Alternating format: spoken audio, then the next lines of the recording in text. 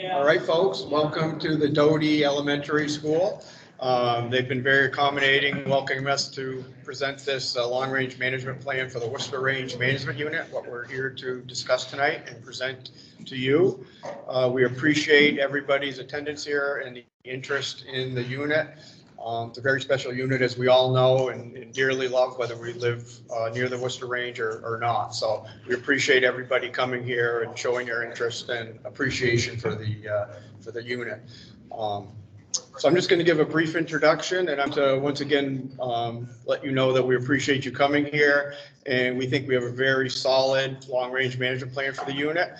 And while we realize it probably won't make everybody 100% happy with what our plans are and proposals, we're hoping it's will be satisfactory for folks, and we can agree on a consensus that this is the best. Why not?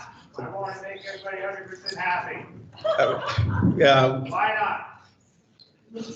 It's for the people. Oh yeah. Really? What's your job? Who are you? Thank you, Steve. Okay. So with that, I'm going to welcome everybody once again, and I would appreciate people keep the comments down and have this a civil conversation and let people enjoy the presentation and how the night unfolds for the next couple hours. So let's go. And I see we have a question, but we're going to do presentation first and questions at the stations around the end, so you'll have plenty of opportunities as we go through this presentation. I know, sorry, I'm trying to get those slides going. There we go. So my name is Jim Duncan. I am the State Lands Manager for the Division of Forestry within Forest Parks and Recreation. I'm standing in tonight for Hannah Phillips, our State Lands Administration Program Manager, who would normally be giving this overview, and unfortunately due to illness couldn't be here. And I know I can't convey how sad she is to be missing this exciting moment in the development of this plan. I just want to acknowledge all the hard work that she's put into getting us to this point. I'm going to give you an overview of the long-range management, of the process that went into developing the long-range management plan, and introduce the folks that you'll be interacting with today. I have a basic question before you get there. Is it a process question? Yes. Why do we need this plan? That is a great question. I encourage you to go around to all the resource stations and talk about the specific pieces that people are proposing. So this is not a time for questions. I'm happy to go through this process so that we have as much time as possible to interact with people. And the bulk of this will be. So if I can just do this quick presentation with our resource experts who can give you a good orientation to all the pieces we put together, you'll have a much better chance of interacting with folks in those individual stations. So I'm going to keep going, and there'll be plenty of opportunities for comment. So from the overview of process, we'll go through each of the highlights from the assessments and plans and strategy sections, and come back and wrap us up about process for the rest of tonight, as well as providing comment when the time comes. I want to start out with acknowledging, as Danny said, that this is a result of an extraordinary number of hours of work from our district stewardship team in the Barre District. The people listed here spend countless hours in the field, in meetings, on desktops, in maps, coming up with this plan that we're discussing today. Many of them are here today to help answer questions that you have about details in the plan, so you can provide informed comments on the plan as part of our process. I'm going to walk through these folks and just ask as I go through. I'm not going to wait for each one, but just stand up as I call you so people know who's here and who they might want to address certain comments to. So we have Brad Greenow, our Stewardship Forester, Jack O'Rill, our State Lands Forester, Dan Singleton, State Lands Forester, Walter Opasinski, our Forest Recreation Specialist, Nick Caputo, Parks Regional Manager, Andrew Hirsch, our Forestry Specialist. We also, from the Fish and Wildlife Department, have Danielle Osarsky, our State Lands Ecologist, Noel Dodge, our Wildlife Biologist, Josh Blauen, our Wildlife Specialist, Dave Adams, Habitat Specialist, Brett Ladego, Fisheries Biologist, and Keith Ritchie, Basin Planner. We're also really fortunate to have a number of other supporting staff. You've probably seen some of them around the room. We have the folks listed here, John Austin, Director of Wildlife, myself, Steve Gomez, our Policy and Special Projects Manager, Jared Nunnery from the Orleans County Forester, Gannon Osborne, Land Acquisition Program Manager, Oliver Pearson, Director of Forests, Claire Polfus, Recreation Program Manager, Niels Reinhardt, our Historic Preservation Specialist, Chloe Sardonis, our Forest Health Specialist, and Bob Zeno, our Natural Communities Ecologist. So a great wealth of expertise and information in this room tonight to support you in understanding what's in the plan and answer some of your questions. As far as process and where we've gotten to today, these are the really broad steps that we're going through in developing this plan. The first is resource assessments that take a look at the natural, recreational, and cultural resources of the parcels that make up this unit. We do this so that we can understand the baseline conditions of each of the places on the Worcester Range Management Unit. We then did a public input process in early 2020 that sought input on what matters to members of the public in the management of this unit. So this we consider this the assessment of public interest and completed in summer of 2020. Drawing in both the assessments and the public scoping, we produced a draft management plan at the district stewardship team, and that's what we're discussing here tonight. After this comment period closes, the district stewardship team will develop a revised management plan. So that's the order that we're in. We're in this fourth step shown here, and this important moment in talking about the management of this plan.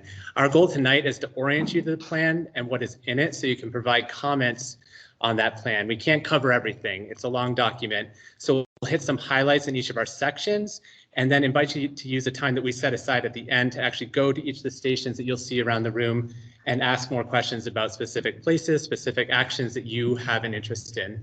And that will help you inform your comments on the plan and make it so that we can be as responsive as possible to what you want to see in this plan. The rough agenda, we're a little bit late already, but we are hoping to spend about 45 minutes doing this presentation of the plan, orientation, if you will. We'll then have at least an hour for open house questions and discussion where you can meet with resource specialists around the room. This comment period is open and will remain open until February 2nd, and we'll have an identical meeting to this one on December 19th. Nothing new will be presented, same process, a second chance for members of the public to be at this meeting if they can't be here. So that's the agenda. As I said, the questions and discussion are going to happen in the resource assessment sections. And at this point, I'd like to invite Brad Greenow back up to give us an overview of what constitutes the Worcester Range Management Unit in terms of parcels. So Brad. Thank you, Jim. I'm going to give an overview of the land base of the Worcester Range Management Unit. The total acreage of the unit is 18,772 acres and is part of the Northern Green Mountain Biophysical Region. Prominent features of the unit are Hunger Mountain, Elmore State Park, the Perry Hill Trails over in Waterbury, Stowe Pinnacle, along with Pinnacle Meadows, Middlesex Notch WMA, and a recent acquisition of the Brownsville Forest in Stowe.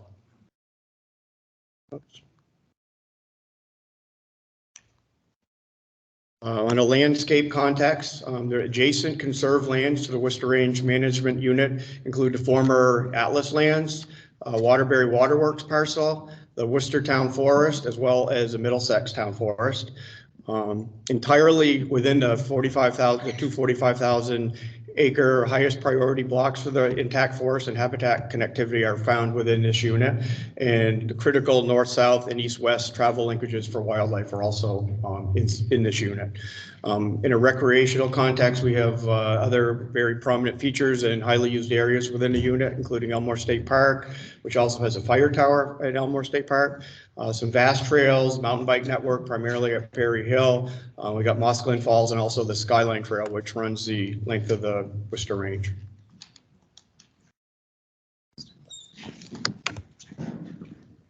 And now I get to pop back up and talk about public scoping. So as I mentioned, this is a key step after the assessments were completed. A survey was distributed. We had about over 700 responses from 96% Vermonters across 96 towns. This was distributed online, asked a number of questions of respondents. These graphs summarize some of the key points, but there's a pretty detailed appendix summarizing the public input, and there's detailed information available on request. The survey asked about the things that people do on the Worcester Range Management Unit. The top three were hiking, backcountry skiing, and dog walking amongst respondents. It also asked which management objectives are most important to, or most valued by each of the respondents. So on that graph on the right, you probably can't read the text, but it goes from lowest value to the highest value on the bottom. The highest value for respondents was the resource protection on the unit, and the lowest value was economic benefits provided by the unit. The other two results we wanted to highlight from the public scoping were about the amount of each opportunity that folks felt was being provided, and was it too much or too little. In terms of not enough opportunity on the unit was for mechanized or mountain bike recreation, quiet forest blocks or natural areas, and universally accessible trails. On the flip side, for what there might be too much of, too many of, people felt there was too many motorized recreation trails, too much hunting access, and too many timber management areas. So those are the summaries at a very high level. There's a lot more detail you can dig into. And as I mentioned, the appendices in the plan have great summaries and there's detailed comment information if you want. So at this point, I'm going to turn it over to our first presenter to go through each resource section. They'll introduce the next person after them, and they'll go over their assessment and management highlights. With that, I'd like to hand it off to State Lands ecologist Daniel Osarski.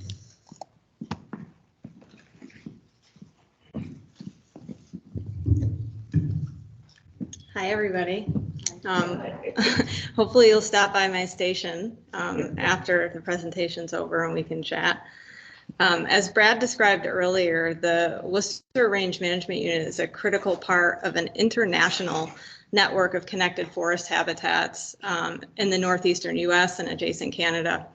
The Worcester Range Mountains and their flanks are a critical part of a species corridor connecting the main spine of the Northern Green Mountains to the large forest blocks of Vermont's northeastern highlands, strengthened through the Worcester Woods easement, and then also the conservation of the Woodbury Mountain Wilderness Preserve. So the map you can see up on the screen to your right, the Worcester Management Unit is outlined in black, and all those arrows show where species can move. And when we think about movement, we don't just think about where large animals might be moving back and forth, but also where plant species can move and how things can move to adapt to climate change as well. So ticks.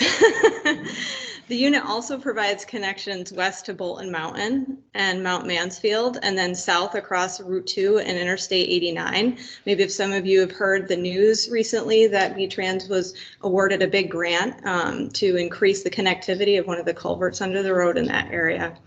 Additionally, the unit has been identified by the Staying Connected initiative as a priority critical linkage in Vermont. And it is a high resilience, high flow, and recognized biodiversity area by the Nature Conservancy Resilient Land Mapping Tool. And that's really important when it comes to climate change adaptation. The unit is of exceptional ecological importance because it supports a notable diversity of species and natural communities at a local, regional, and statewide scale. And because we can't carry out exhaustive inventories of all species, nor would it be practical to manage for each individual species, we use natural communities. A natural community is an assemblage of biological organisms, their physical environments, we're talking about geology, climate, natural disturbance regime, and the interactions between them.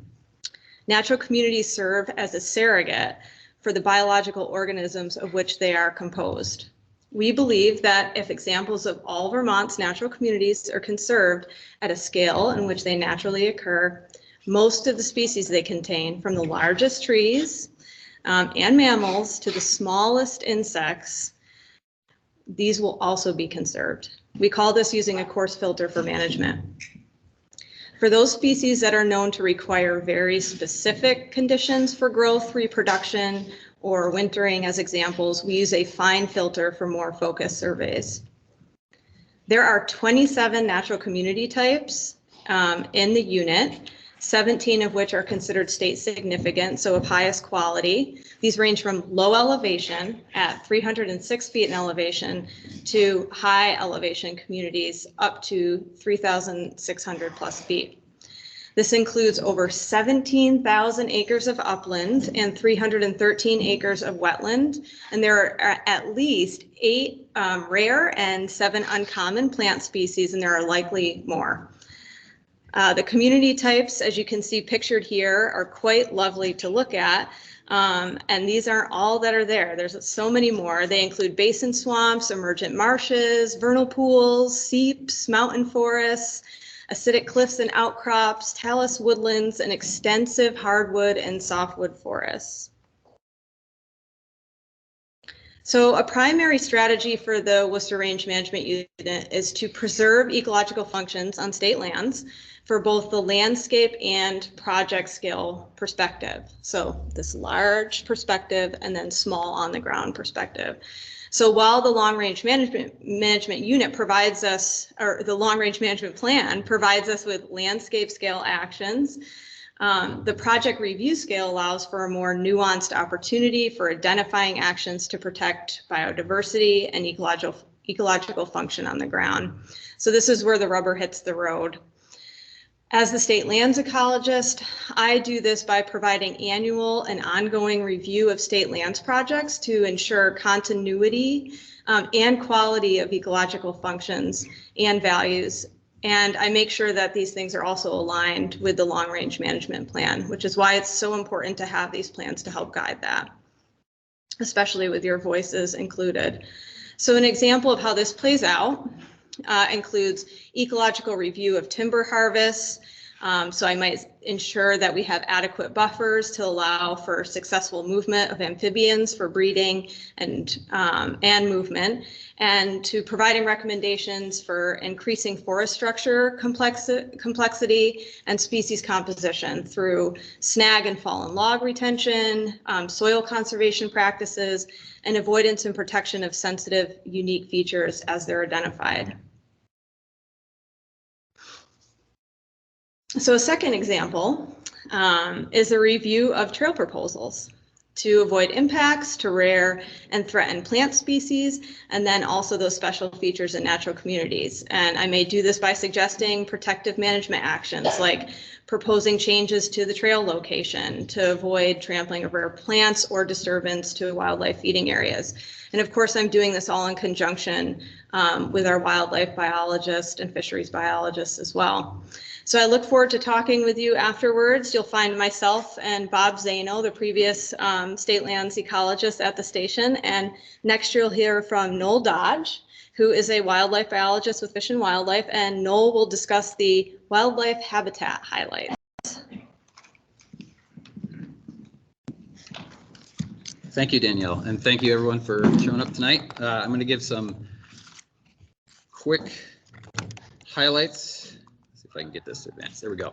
So I have a slide up here which is very small for all of you, unfortunately. I apologize for that, but as you can imagine, Danielle just described, over the management unit of 18,000 plus acres of habitat, there's a large variety of wildlife habitat represented. Without reading through all these highlights on the slide, it's clear that the diversity of habitat supports a robust numbers of and variety of wildlife species. So there's some highlights up here that you may not really be able to read well, but there's a number of represented species and habitat types across this large management unit. This is only a snapshot, and there are certainly other species and habitat resources not listed here. For example, the 29 mapped vernal pools that Danielle mentioned and is on various documents as well as this management unit document are only those for which we have data and are aware of. So there certainly could be more out there, and we would welcome reports of vernal pools or potential vernal pools within the management unit. I'll be over in the corner over there with the wildlife map, so feel free to bring those information resources to me. There are most certainly additional pools, as I said, all over the acreage. The same goes for other habitats as well, such as the hard and soft mast feeding areas, primarily American beech, black cherry, and mountain ash, which provide food for a number of different wildlife species from birds to large mammals. Bird species in particular are well represented with 12 popular eBird hotspots within the management unit, including Elmore State Park, recording 112 species of birds out of the total of 164 species reported on Lake Elmore as a whole. So good representation in Elmore State Park probably has to do with the number of people who visit and look at birds while they're there, which is great. If you're unsure what eBird is, which is entirely possible for many of you, I'll be happy to describe to you at the station later on, but it's essentially citizen science reporting of wildlife, which is always appreciated.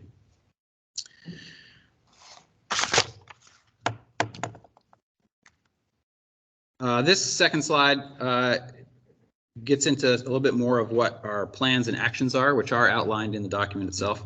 Much of this management unit has no active habitat management and functions in more of a or less of a natural state. In cooperation with FPR staff working on active silvicultural treatments, we incorporate avoidance of important wildlife habitat, as Danielle described earlier, and we work to create and promote other less represented habitat conditions through active management. Much of the active work is directed at promoting and enhancing wildlife food resources by releasing or pruning existing trees that produce wildlife food and create more vegetation structure to increase areas of wildlife refugia and access for forage for a wide variety of wildlife species. And the last bullet up here mentions recreation, which there is a fair amount of in this management unit. This management unit has a large diversity of recreational opportunities with varying levels of intensity of use. The wide diversity and broad landscape footprint can and does overlap with wildlife habitat in several locations. We have been and will continue to work with our FPR colleagues to continue to evaluate recreation and wildlife overlaps in a variety of locations, including Perry Hill, which was mentioned earlier, where an extensive trail network and increased winter mountain biking use occurs within a deer wintering area. A project that our next speaker, forest recreation specialist with FPR, Walter Opozinski, will describe in further detail. Walter.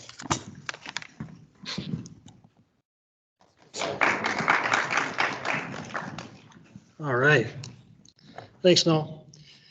Set me up really well with the last bullet. Definitely want to thank the familiar faces I see in the audience tonight. It's really good seeing folks that I know have left sweat up in the hills working on trails. I see people here that have helped provide access to the community. Definitely makes me a little less nervous talking to an audience with some familiar faces. But the recreation piece, we really went deep into data to just describe what's going on out there. This is a special place. We all know that. That's why we're here tonight. A lot of other people know it too. And we do have the means to provide that interaction with this land base. And I know people really appreciate that. We see it by the use. I know it's very tiny, these lines up here. You can see it better in the draft LRMP, but basically what you're seeing there is what we were able to capture for use. All the trails that are in the management unit, whether it was the gateway to a network or a specific trail, we were able to capture usage data, whether it's out there doing survey work, use of sensors, which I've got some sensors at the table, the recreation nook over there in the corners, the place you can see that up and in person. But really what we see in this range is just a wide variety of use, but we have places that get heavily used. The east and the west side of the range, night and day when you think about use. Max use that we've seen out there, 6,000 people in July at Elmore. But the range is there. There are places where you can still go out and you're not going to see anybody all day. And then there's places that have a lot of use like Musklen Falls, Elmore, Stowe Pinnacle, Perry Hill. So, that diversity in use is really good to see. The other thing I like to highlight, with that use and that intense pressure comes impacts.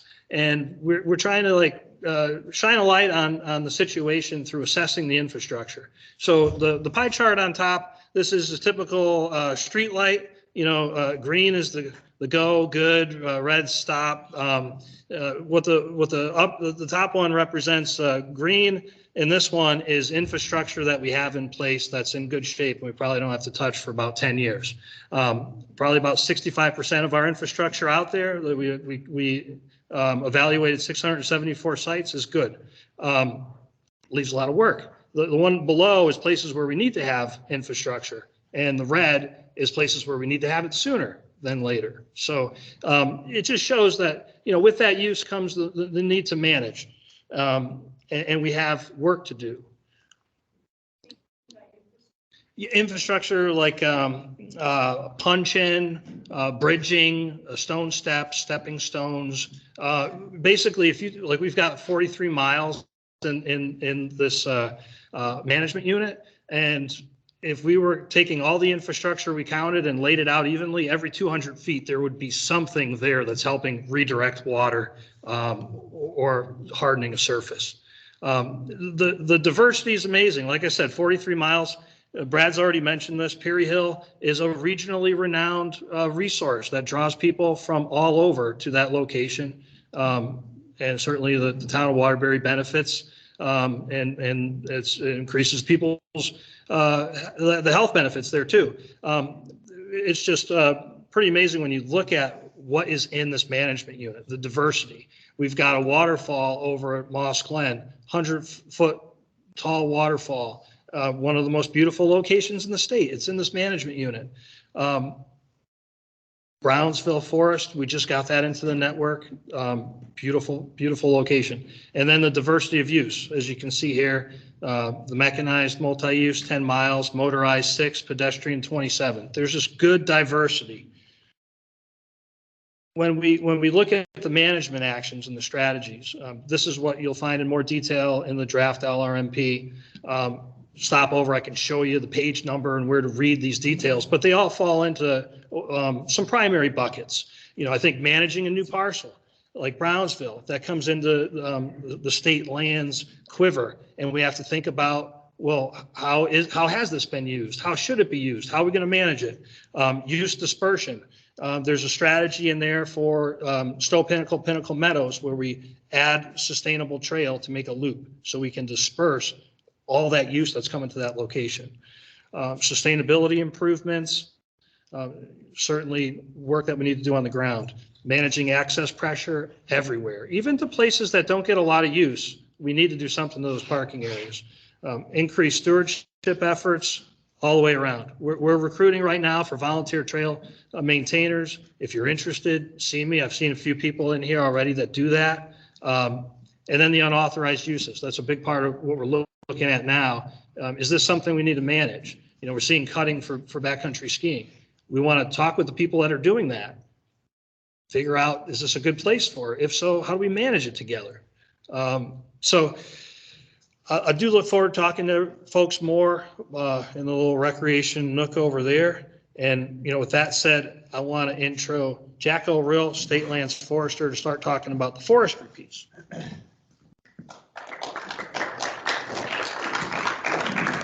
Thanks, Walter.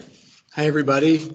My name is Jack O'Rill. I'm going to be giving a very brief overview of the forest resource highlights. And after this presentation, I really hope to talk to a lot of you back at the forest resource section.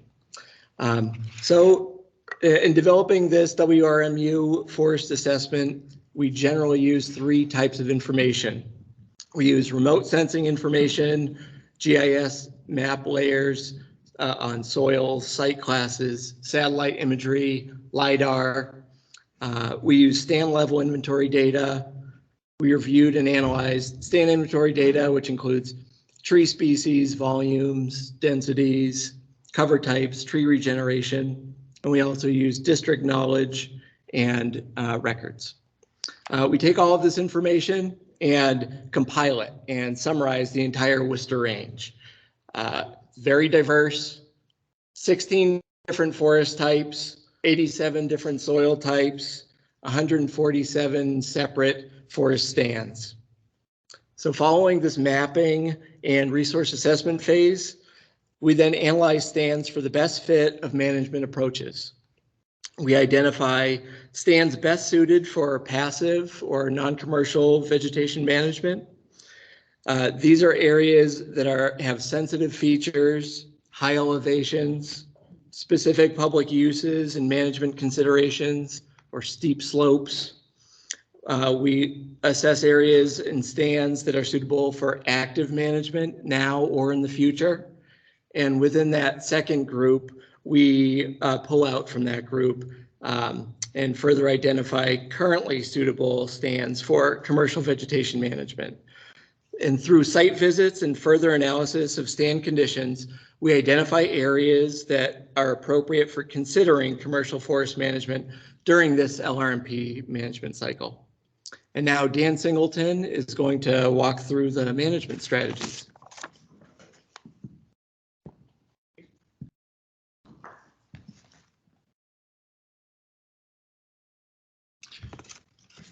Good evening. As Jack said, I'll be covering the forest resource management strategies and actions along with climate change adaptation and mitigation slides this evening. The forests of the Worcester Range Management Unit are pretty special, whether you're standing in them or viewing them from afar, which probably drew some of you in here this evening. That forest provides many ecosystem services such as clean water and air, carbon storage, wildlife habitat, climate regulation, and et cetera, and provides many benefits to you, the people. To maintain these services and benefits, The agency manages its land to meet the goals and objectives found within the long-range management plan. Some of these management goals and strategies are to maintain and enhance the intact and unfragmented forest, the forest ecosystems, the significant natural communities, wildlife habitats that exist within the forest, and also to the development of old forest and structurally complex forest, and to produce traditional and non-timber forest products through sustainable forest management. These goals are often met, as Jack said, through both passive and active management. Passively, we keep our forest forested by not developing them and not selling them off. We also consider new acquisitions when funding and opportunities arise. We also consider reclassifying areas to prioritize non-timber management objectives. And then actively, we are proposing to conduct non-commercial vegetation management in the form of invasive plant control, mast and crop tree release and pruning, open land and young forest management, and ecosystem restoration. We are also proposing to conduct 13 forest management harvests across the unit to occur throughout the duration of the plan, primarily using uneven age management techniques. Right, so uneven age management is a technique that land managers will use to mimic sort of more naturally disturbed forests where there's all age classes are managed across the landscape. Typically the forest canopy stays intact and never comes off, as opposed to even age management where eventually that sort of forest crop is harvested at once. The Worcester Range Management Unit is not excluded from the effects of climate change. We expect that these changes may impact the forest as both temperature and precipitation levels increase. These changes will generally alter the site conditions and the growing conditions and more or less create longer growing seasons, making them more favorable to invasive plants, pests, and pathogens. And other off-site tree species, cause stress to seedlings and sapling regeneration, increase risk associated with drought and fire, impact operability for management equipment, and increase the risk to forest road infrastructure, road surfaces, bridges, culverts, that sort of thing. To lessen these impacts, mitigation strategies are embedded within the long-range management plan and aim to maintain and enhance forest ecosystems, protect soil productivity and management infrastructure by maintaining healthy and productive forest, improving the forest age structure and age class diversity, retaining woody debris in active management areas, matching management equipment to the site, and improving that road infrastructure so it's more resilient to those storms, and managing against those non-native plants, pests, and pathogens so that our forest will stay healthy. I'm sure you'll have questions about all of this, and you can find me in the straight back at the breakout sessions. And up next is Chloe Sardonis, our resource protection forester.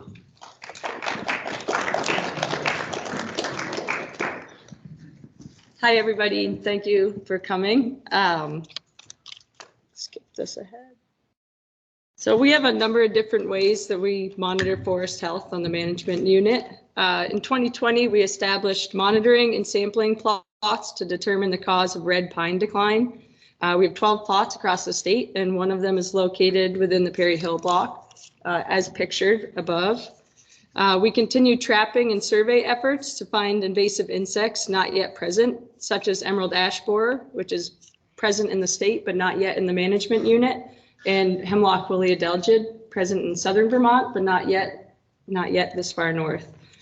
We also perform aerial surveys of the entire state. We fly 4-mile transects and map landscape level damage or forest health issues. These are completed annually. And for any other or more specifics or more information, come find me. I'll be in the back of the room by the forest health maps. And with that, Dave Adams will be talking about water resources and fisheries.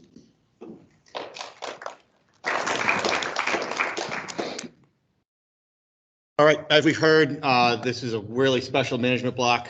It's in the headwater streams of both the Lamoille and the Winooski River, these are popular areas that feed eventually into Lake Champlain. This includes Mossglen Falls, Lake Elmore, are all part of this unit. The groundwater and surface water in this area is incredibly abundant, as mentioned, with the amount of vernal pools and small streams that are out there. The wetlands that are also out there provide some wonderful, wonderful habitat. What does this all mean? It means it provides some really great cold water fishing opportunities. We've got some really high gradient cold water streams that are showing abundant trout populations of our native brook trout, along with rainbow trout and brown trout as well. Also, outside of these game fish, there's 12 other species of fish that utilize this area that is really, really special. This is awesome because it provides excellent angling opportunities really close to Montpelier, Stowe, Waterbury, and Morrisville for people to get out and really utilize this awesome resource. This cold water resource is in an area that is managed for trees and keeping shaded, helps cool the waters down as they flow eventually into Lake Champlain. Both the Lamoille and the Winooski are major tributaries to Lake Champlain. And as we know, as the climate warms, the lake warms, and these critical waters are essential in keeping that cold. So what are we doing out there to make sure that this stays cool, cold water? Riparian buffers are one of our biggest things that we're doing out there. Large buffers protect the sun from hitting these streams, keeping them cool. It helps protect water quality by filtering out nutrients. We're working to improve stream connectivity by putting in good structures to help fish move throughout the water, as well as other aquatic organisms. We're using the natural stream processes out there, letting Mother Nature do what she wants to do. We're also working to improve angler access and promote fishing opportunities out there to get people to this special place and enjoy the opportunities that are out there. If you have any more questions or like to talk fish or water resources, I'll be over there. Happy to talk more about this. And with that, I'm going to send it back to Jack, I believe.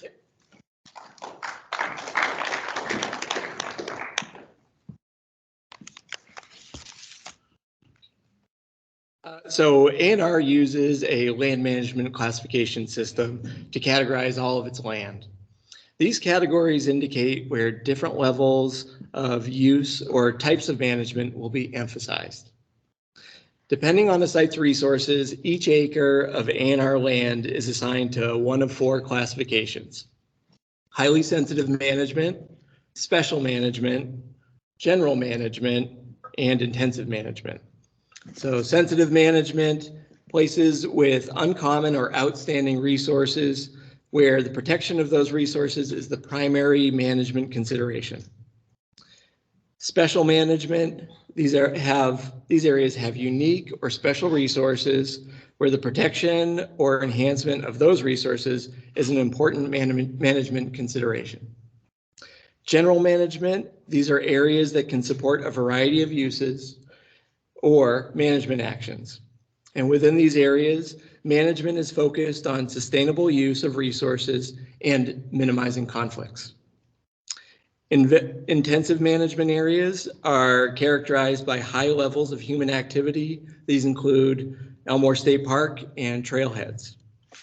An overview of the classifications of the Worcester Range: about half of the Worcester Range is classified as about half of the Worcester Range is classified as highly sensitive management area. About a quarter is special management, a quarter general management, and then a very small fraction is intensive management. So this slide shows a couple of things. The black area is existing natural area, which is made up, that is the current highly sensitive area from the previous plan. For this plan, we looked for more opportunities to prioritize passive and non-commercial management strategies within mid and lower elevation natural communities. These are places where we intend to prioritize objectives such as carbon storage and the development of future old growth stands. The blue area shows an expanded highly sensitive area in the current plan. That expanded area has two main areas. One, the Moss Glen watershed area, and the second is the Worcester Range mid-elevation area. The Moss Glen expansion area in Stowe, that area feeds the Moss Glen Falls natural area, which is the current natural area. It has poor access for timber and wildlife management. Adding this to the highly sensitive management area adds low elevation stands to this classification. The mid elevation of the Worcester Range, that portion of the expansion, it has areas that are marginally operable. It tends to have thin, fragile soils and poor access. So expanding the highly sensitive area to this area adds mid-elevation natural communities to our highly sensitive management area classification. So in the previous plan, highly sensitive area was over 4,000 acres, and in the current plan, it is over 9,000 acres. And with that, I'm going to hand it back to Jim Duncan to conclude the presentation. Thank you, Jack. There were two more assessments and one other element of the plan I wanted to highlight is there. We're not going to go into these in as much detail, but we do have staff in-house to talk with these sections with you if you're interested. That includes a legal constraints analysis of all of the parcels that are owned in this unit.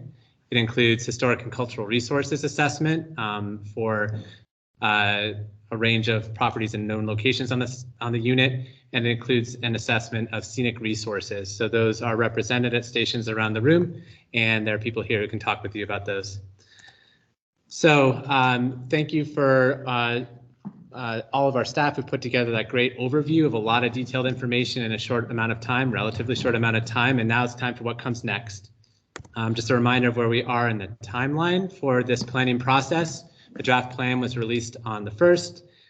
The website is shown there if you want to go visit it, and the story map that accompanies it. We're having tonight's public meeting. We're having an identical public meeting on next Tuesday in Stowe, and the comment period is open now until February 2nd. And from February and until April, we'll be reviewing public comments, plan updates, and next steps that need to be identified. So you're welcome to join our second meeting, but again, that'll be identical information as presented here. And we are looking now to kind of move into being able to provide comments. We think of this as a kickoff to the public comment period, and there's no need to submit your comments today. Anything that's submitted between now and February 2nd will be considered equally. If you have any, we're looking at this as a time to orient you to how to provide comment on specific pieces of the plan, answer questions you might have so that we can get the best feedback and the most actionable feedback that we can take. There's several ways that you can provide comment. The first is to do so in person at these public meetings. In particular, there are comment cards and forms and people over at that table that can receive comments. So if you have a comment that you want to have officially considered and responded to, it's got to happen at that table or in one of the other methods. You're welcome to share comments with folks at the stations, but they won't be able to register them as official comments. It has to go through that table over there. You can also submit them as written comments via email to the address shown. You can mail your comments to Brad at the Barry office.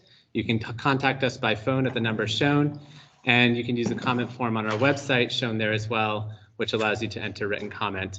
So there are many different ways to comment. You have until February 2nd to do that. And now it's time to move into that portion where you can actually interact with each other and answer detailed questions about those.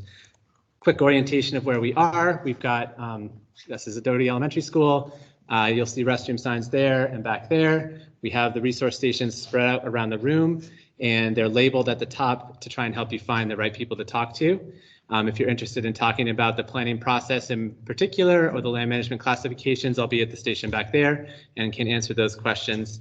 And so with that, I think I see questions starting to come up. I'm happy to answer questions on process about this circulation, but if you have questions about specific resource assessments or management strategies, the people to answer those are going to be standing at these stations. So I invite staff to start moving to our stations, and if you have a process question. I don't understand a lot of background information, and I think it's great. It's very helpful to understand what you are working with. but the only plans that I've heard about were that there needs to be some work done on the infrastructure and on the trail system, and that there's a change to land classifications, adding about 5,000 acres to highly sensitive. But I didn't really understand what any of the other plans were about the active management. And I don't know if each one of these people, each one of these stations is going to tell me, I don't know where to go. Sure. So if you have a question, about active forest management, it's a great example. There's a forest resources station back there. Folks who understand, who have the details are in the plan, but if you have questions about what they are, or more of, they've presented some of the highlights. If you have questions about those highlights, I would encourage you to go to the forest resources station. Thank you. Is this a process question? Yes. Your presentation on the screen tonight, is that going to be available online? Yes, it is. And we'll also be posting a recording of this. Tomorrow? I believe so. Tech timelines, I would hope so, that we can get it up first thing tomorrow, but this will be available. The recording of this presentation will be available online, as well as the slides themselves. So you can both see the recording and a better close-up version of the slides. So with that, I'm going to ask everyone to stand up. We have about an hour at least to mingle, and make sure to stop by the comment station on your way out. Thank you.